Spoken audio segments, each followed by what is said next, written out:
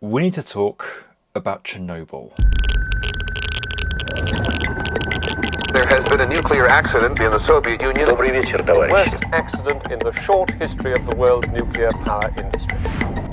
The Chernobyl nuclear power accident. На Чернобыльской атомной электростанции произошла авария.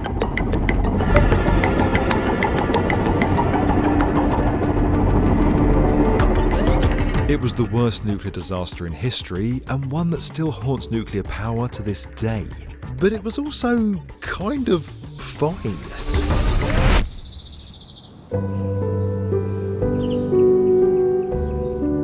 It no longer presented any kind of risk. Thanks to unprecedented international collaboration, this open sore had been bandaged, and a dedicated group of men and women had begun the work of healing Ukraine's terrible wound. And then this happened. A drone attack earlier this year blew a hole in the side of this. The multi-billion euro shelter designed to keep the reactor and us safe. So, is Chernobyl okay? And what happens next?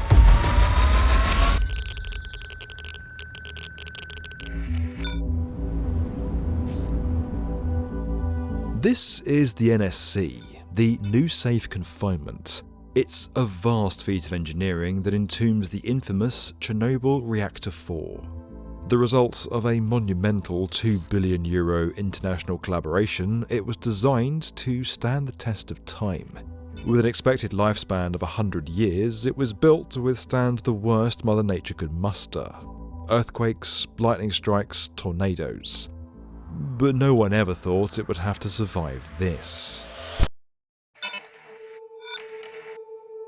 Just after 2 a.m. on the 14th of February 2025, a Russian Dran-2 drone struck the northwest corner of the NSC. Horror, to be honest.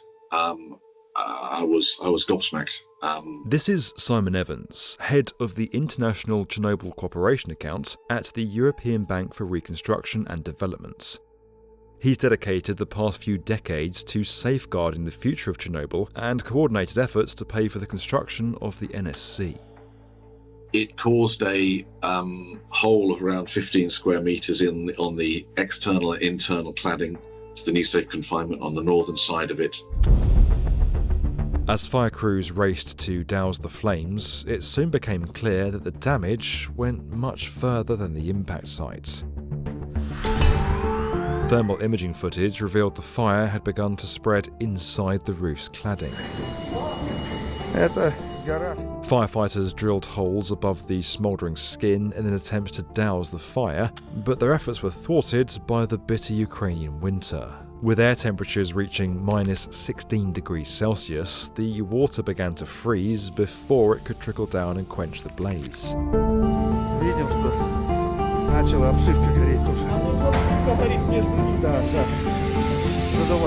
One fireman nearly died when his rope was cut by a shard of twisted metal.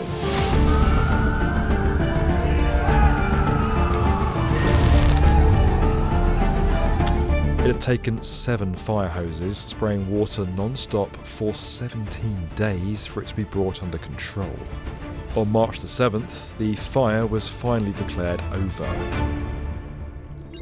As well as an enormous blast hole in the roof, around 200 square metres of cladding, most of the northern side of the arch, had been destroyed. For Chernobyl, the new safe confinement really was as good as it was ever going to get.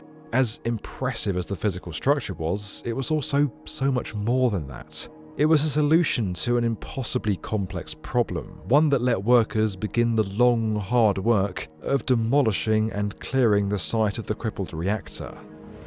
But in the early hours of that February morning, that plan, and the hope that came with it, was being reduced to ash. Now, to properly understand just how catastrophic this attack was, you've first got to understand just how dangerous Reactor 4 is in the first place. The explosion at Chernobyl, it wasn't a nuclear explosion in the sense that a nuclear bomb explodes. It was a kind of runaway nuclear reaction. My name's Jim Smith. I'm Professor of Environmental Science at Portsmouth University, and I've been studying the Chernobyl accident since 1990. In the early hours of the 26th of April 1986, a routine safety test in Reactor 4 caused a runaway chain reaction. The heat from this caused a buildup of hydrogen gas, resulting in a huge explosion that exposed the reactor core.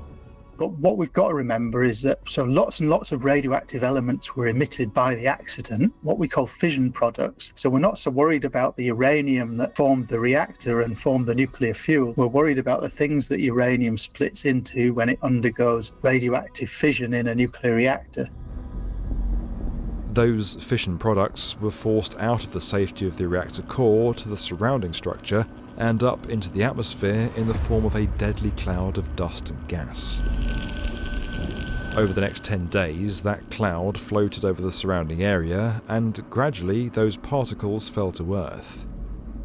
There's kind of hot spots close to the plant, and particularly there's what we call the Red Forest. So the Chernobyl accident happened in spring, and it was given that name because the trees died in an area of about sort of 10 square kilometres of forest because of the intense radiation.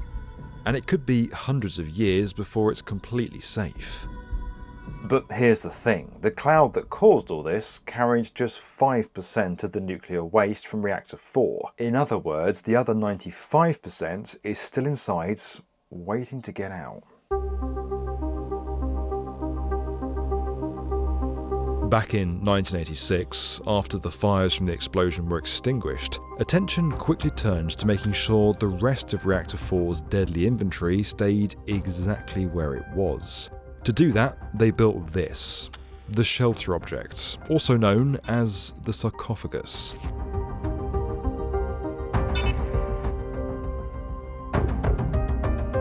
Construction began in June 1986, just 2 months after the accident. The northern side of the reactor was covered in wreckage. Rather than clear it, work began on encasing it inside a colossal stepped wall. Steel slabs created a mould, and contaminated vehicles and crane sections were loaded as infill before vast quantities of concrete was poured in. 3 tiers were constructed to encase this side of the reactor. Over on the south side, an enormous steel support, the Mammoet beam, was laid. On top of this, L-shaped steel slabs, known as hockey sticks, were laid to enclose the structure. The roof was created by installing a raft of steel pipes over hastily installed supports. In November 1986, after 206 days of frantic construction, the sarcophagus was complete. It was a truly heroic structure built under enormous pressure, but it was far from ideal, and understandably, the circumstances of its construction inevitably led to some major compromises. In 1996, just 10 years after it was constructed, serious warnings began to emerge about its structural stability. Unless it was reinforced, the sarcophagus could collapse within a matter of years, sending yet another, even bigger plume of radioactive dust into the atmosphere. For the authorities tasked with decommissioning the site, the CHNPP, this would have turned a bad dream into a total nightmare. Not only would they have to figure out how to safely demolish this, the mangled wreck of the reactor, they'd first have to figure out how to remove thousands of tons of highly radioactive splintered steel and concrete. A new solution was needed, so in 2001, after years of fundraising from agencies right around the world, design work began on the new safe confinement.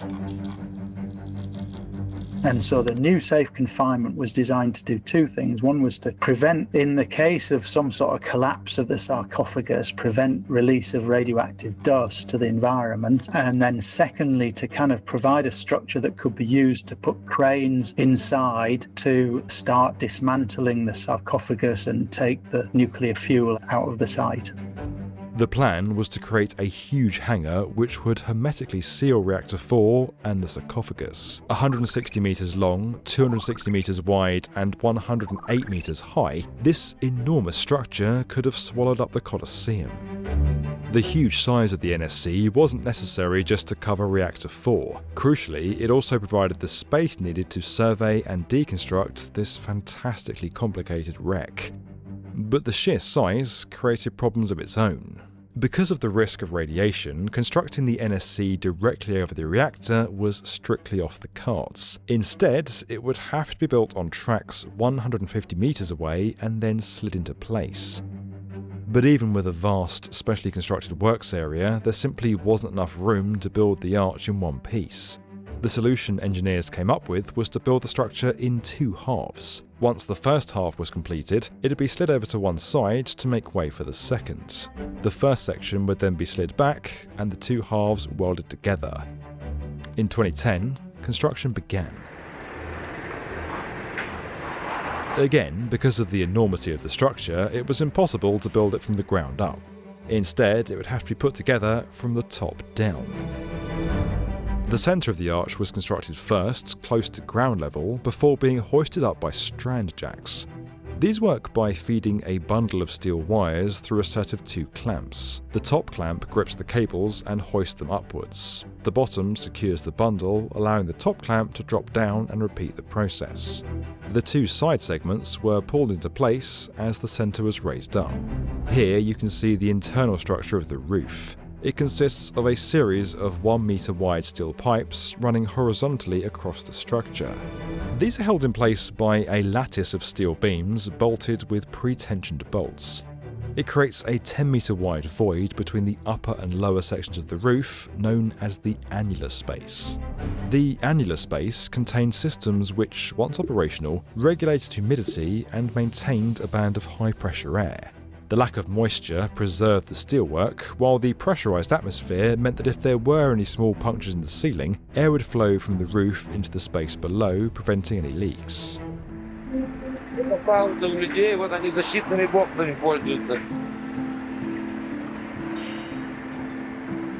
When the drone strike hit, it blew a hole through the upper and lower parts of the roof, resulting in a total loss of air pressure. Now, if any dust is created by anything collapsing, there's nothing to stop it from escaping through this hole. The roof itself is composed of a sophisticated layering of materials. The inner roof is lined with beveled stainless steel panels designed to reflect gamma rays back towards the reactor. The outer roof, meanwhile, is as smooth as possible to help rain and snow to slide off. Beneath the surface of this layer is a combination of different types of insulation and a synthetic rubber membrane. These protected the NSC from rain and extreme weather. In tests, it was shown that if lightning struck, only a few millimetres of thermal insulation would be damaged, without lighting the membrane further down. But while they were perfectly designed for everything nature could throw at it, they conspired to do extensive damage following the attack. As the explosion blew open the roof, the cladding was exposed to fire, igniting the membrane inside. This then began smouldering, causing the most extensive damage. The thermal insulation also did its part to hamper the efforts of firefighters. It hid the extent of the smouldering from thermal imaging cameras. In April 2016, construction on the NSC was complete, and all that remained was to slide it into place. The whole 36,000-ton structure sat on a series of skid shoes, individual jacks that pushed the arch along Teflon rails. It was the largest moving land-based object ever built.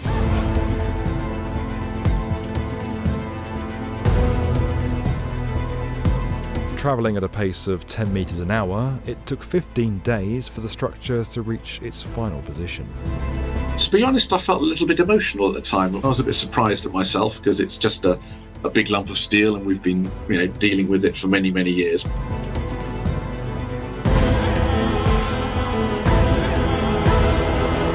And to my left, you can see the new safe confinement, which encloses the destroyed reactor unit 4. And we're at the place where the confinement interacts with the old facilities. And we obviously have to ensure there's a hermetic seal between the two. And this is the work that you can see which is ongoing here And this membrane is an example of a membrane which goes all around the entire circumference of the new safe confinement with the destroyed sarcophagus. Overall, we have about 2 kilometres of membrane. In November 2016, the move was complete, but construction and testing continued for the next 3 years. When it was finally done, it was a great moment of celebration, and it was a sense of sort of healing a scar that had blighted the region for many decades. Finally, in July 2019, a ceremony marked the official handing over of the facility to the Ukrainian authorities, and the new safe confinement began its century-long watch over the destroyed reactor. But that vigil would last barely 6 years before coming to a devastating end. But as dramatic as the attack was, it's far from the only threat that's brought Chernobyl's future into doubt.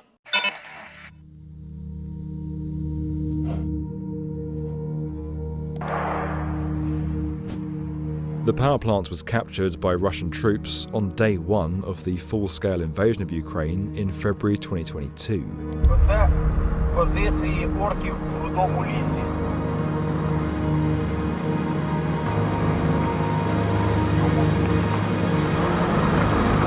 This morning, the Chernobyl nuclear site in Ukraine is now under the control of Russian troops.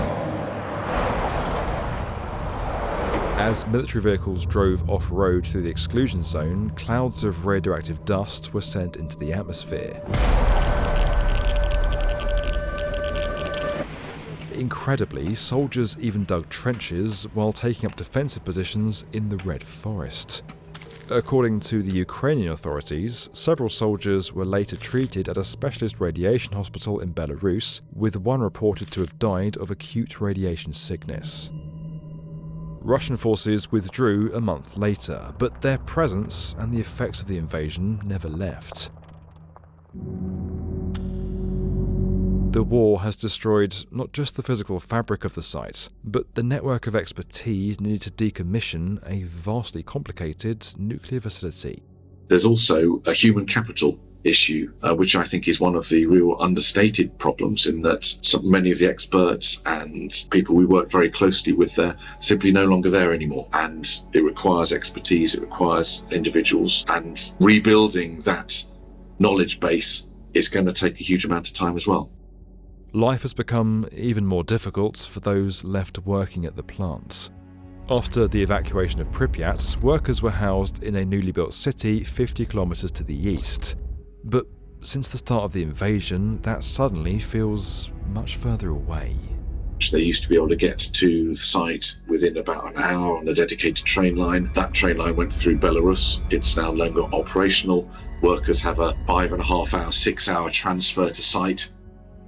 As if that weren't bad enough, an alternative bridge nearby was also destroyed, sabotaging shorter routes to the plant. So just tremendously difficult things have incurred that maybe we don't think about because they're not quite as sexy as the complex nuclear engineering you're going to have to deal with, but as essential for stable site operations that are simply not there at the moment. We spoke to quite a few people at CHNPP for this video, and they all said the biggest challenge they face is funding. After the completion of the NSC, Ukraine stepped up to pay for the decommissioning of the whole site itself. But now, with a war to pay for, the funds available have dropped off a cliff.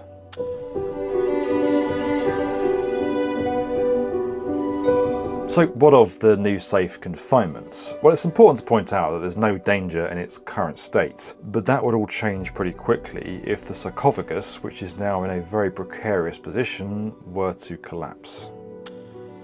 In the short term, authorities are looking to patch the hole created by the drone and the 300 other holes drilled by fire crews. But that's really more of a quick fix than a permanent solution.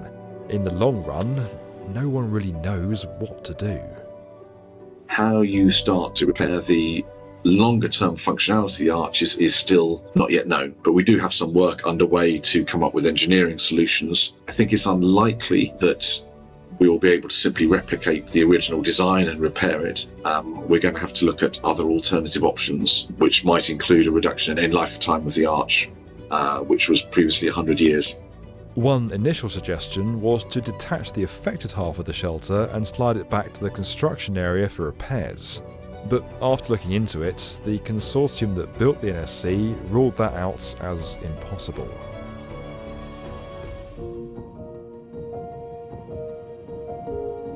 If there's anything positive to come out of this, it's that despite all the tragedy that's happened at the Chernobyl site, huge progress has been made by different countries coming together to work on a solution. And as grim as things are, that sense of collaboration hasn't been dimmed. The EBRD, which was so instrumental to find the funds to build the NSC, is already hard at work trying to find the money to cover its repairs. And in the face of indescribable hardship, the team at CHNPP have lost none of their determination to do whatever it takes to fix this mess. I think we have causes for hope. I mean, I think if you look at the circumstances that Ukraine is facing and the work that they have already managed to put in respect to keeping Chernobyl safe and secure under unbelievably difficult circumstances, that's a tremendously inspirational. But I also think that the international community has stood up and recognised this, that this is not something that they are prepared to leave Ukraine to suffer and deal with by themselves.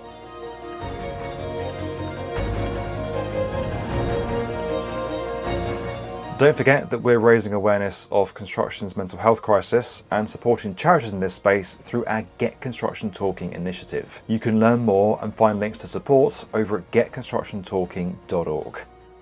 And as always guys, if you enjoyed this video and you want to get more from the definitive video channel for construction, make sure you subscribe to the B1M.